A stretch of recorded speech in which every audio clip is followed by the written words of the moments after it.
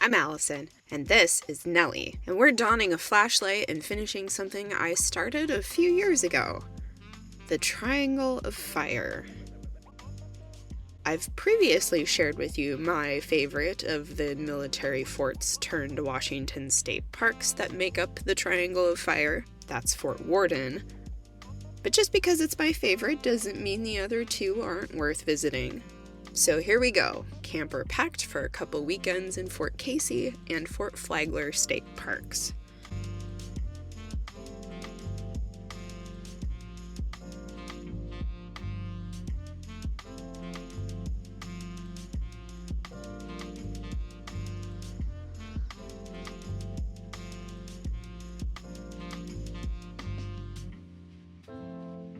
Both Fort Casey and Fort Flagler are actually closer to where I live than Fort Worden, so there's that mercy on my gas tank. I also get to drive through the Skagit Valley to get to Fort Casey in Coupeville on Whidbey Island. It's early tulip season here in the Skagit Valley and just before the Tulip Festival, so that's always a little treat to pass through. My best recommendation for attending the Tulip Festival as a crowd-averse person is to drive through it on your way to go camping. You'll also drive through Deception Pass State Park, which I have also shown you before. That's worth a trip all on its own. And yeah, we're really digging deep into my home playgrounds today.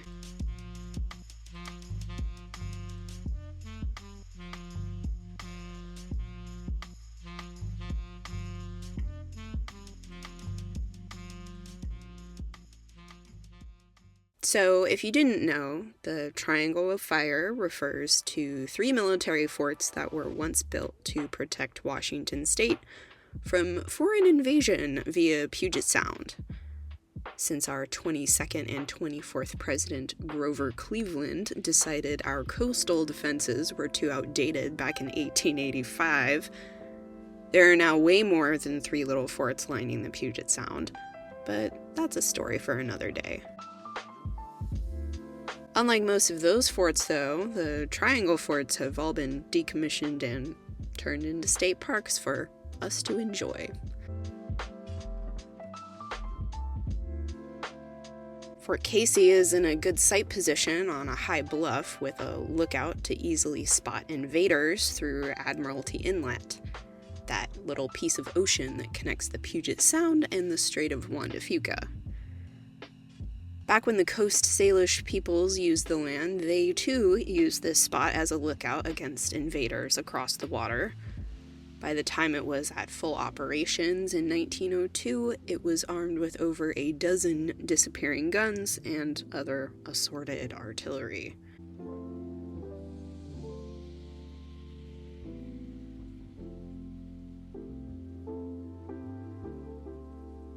Unlike Fort Worden and Fort Flagler, Fort Casey's concrete batteries are pretty well concentrated in one spot, which makes them more accessible to explore and, well, turn your kids loose. There's also a couple of these fun, totally not up to building code floating stairways that lead to some lookout towers. Now, if you were an invader out there in the ocean, looking back this way, you would see pretty much nothing. And if you did see something out of place, that would be super bad news for you. You're either seeing the low-profile lookout towers, in which case you're too close to turn back, otherwise you're seeing the 35 guns and mortars raised from the cliffside, which also would be too late to turn back.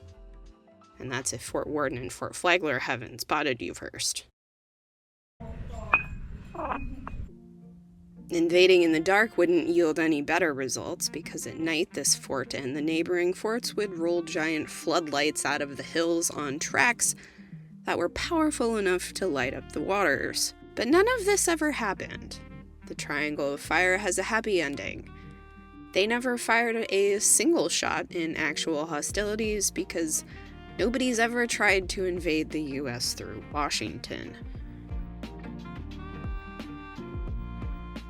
You can still find a few of the big disappearing guns, decommissioned of course, mounted around the property though, so you can get a sense of the firepower the US thought it might need against Spain and Great Britain at the time due to their various ongoing land spats.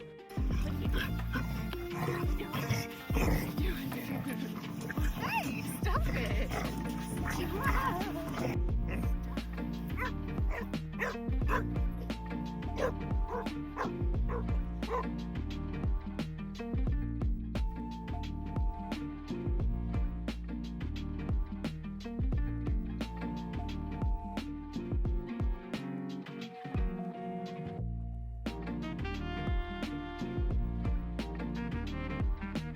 The Admiralty Head Lighthouse was built in 1903 to replace one that was built in 1861. This one was in service less than 20 years before it was made redundant by other lighthouses in more strategic locations, such as the New Dungeness Lighthouse in Squem, where this lighthouse's light would be reused at one time. All three of these forts were eventually cannibalized for parts, and in 1955, Washington State Parks and Recreation bought 105 acres of Fort Casey. 1 year later, Seattle Pacific University bought its housing area next door and still runs the Camp Casey Conference Center, which you pass coming and going from the park or to and from the nearby ferry.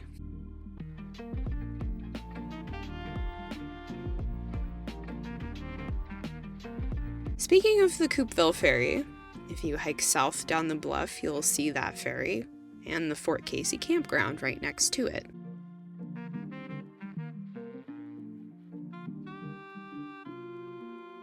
It's open year-round, and it's a place I recommend to my friends who need to catch the earliest boat of the day.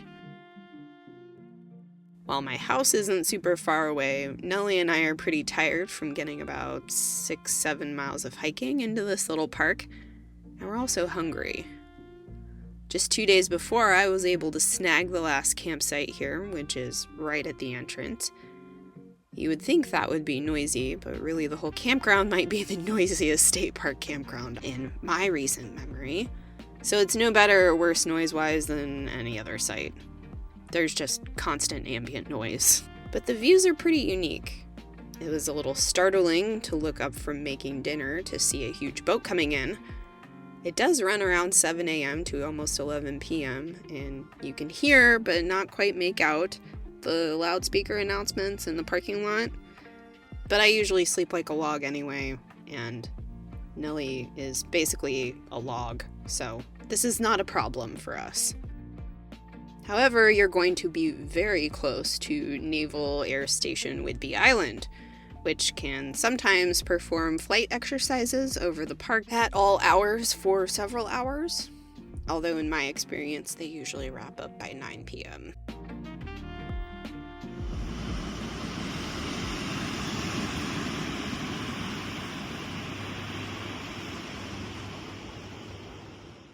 I can't really visit Whidbey Island without stopping by Fort Ebey. It's not part of the Triangle of Fire, but it makes kind of a quadrangle. It was added to the inlet just about 30 minutes drive north of Fort Casey after the U.S. entered World War II in 1941, once again fearing invasion through Washington's Little Ocean armpit. The gun batteries and lookouts are smaller, but there's still a few underground rooms and lookouts along the trail to explore.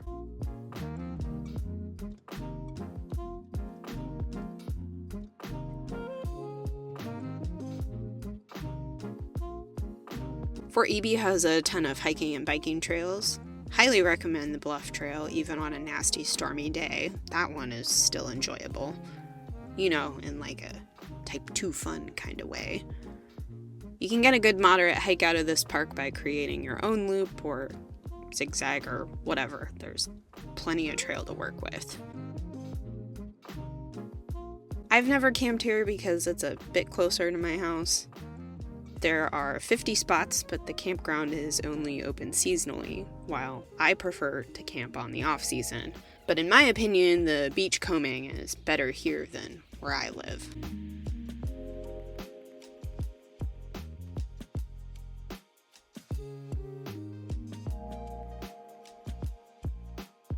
I'm I'm not going to risk going back to Whidbey Island to potentially wait for hours to get a walk-on spot on the ferry, so we're driving around the whole Puget Sound this weekend to check our third point in the Triangle of Fire, Fort Flagler.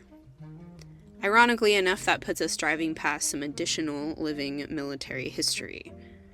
Very quickly, we drive through Joint Base Lewis-McChord, population 130,000, the largest military base on the West Coast and the fourth largest in the world by population. Its traffic through I-5 south of Tacoma can be the stuff of nightmares. We also drive through Naval Base Kitsap, the third largest fleet concentration in the U.S., population about 53,000, where we also store nukes. And then we drive by Naval Magazine Indian Island, where no civilians live because that's where we keep a bunch of the non-nukes. Do not stop on this road. However, once you're across the bridge through Nordland, adorable town by the way, and to the north end of Marrowstone Island, you will see a familiar sight. More batteries and more beautiful ocean view. If you park down in the lower camp area and look northwest, you will see Port Townsend and a peak of our old friend Fort Worden. And the east and west side of the park both have fantastic views of Mount Baker. From here, you can also watch the ferry you watched depart last week reach its destination in Port Townsend. Fort Flagler, like Fort Casey, was also purchased in 1955 to use as a state park. A year after it was deactivated and deemed as surplus. It served as a training center in both World War I and World War II.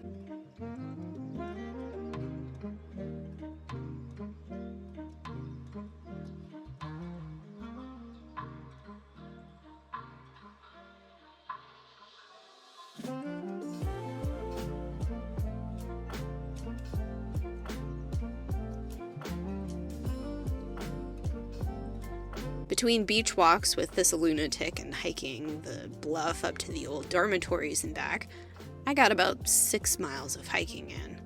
So once again, we're putting off the drive home to tomorrow and making ourselves at home right here for the night.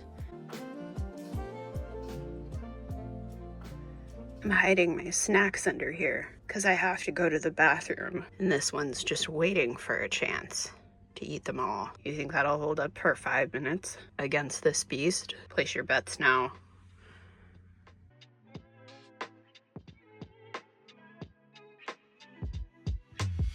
It's really good. Hey, good job. Good job. This is actually my first time staying at this campground, and the lower campground is surprisingly quiet. It's a really nice place to stay among the Triangle of Fire campgrounds. The upper campground wasn't open for the year yet, but the lower campground was quiet, even though it was sold out for the weekend. The sites are spaced really far apart and there's lots of greenery to insulate the noise, but you can still hear the ocean.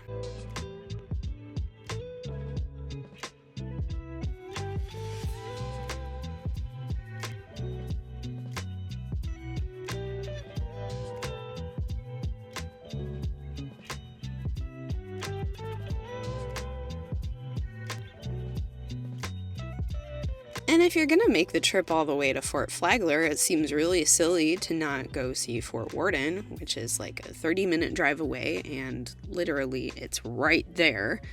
It's so close you can smell it. Really, if the wind blows just right, you can smell the paper mill across the water, but not usually, thankfully.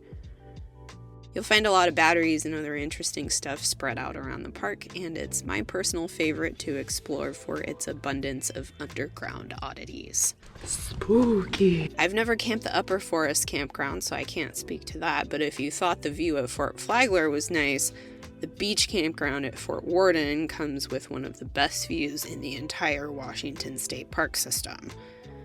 If you'd like a few more comforts of home, try the officers' quarters up the hill. Or even the castle if you're feeling fancy. That brings our quest of the triangle, or quadrangle, of fire to an end. As I'm editing this together, I'm packing for a special trip over the North Cascades to go morel hunting, and putting my thoughts together on my first 6 months living part-time in my new camper, a Scout tuk-tuk. So stay tuned for that, and thanks for joining. Oh, what are you doing?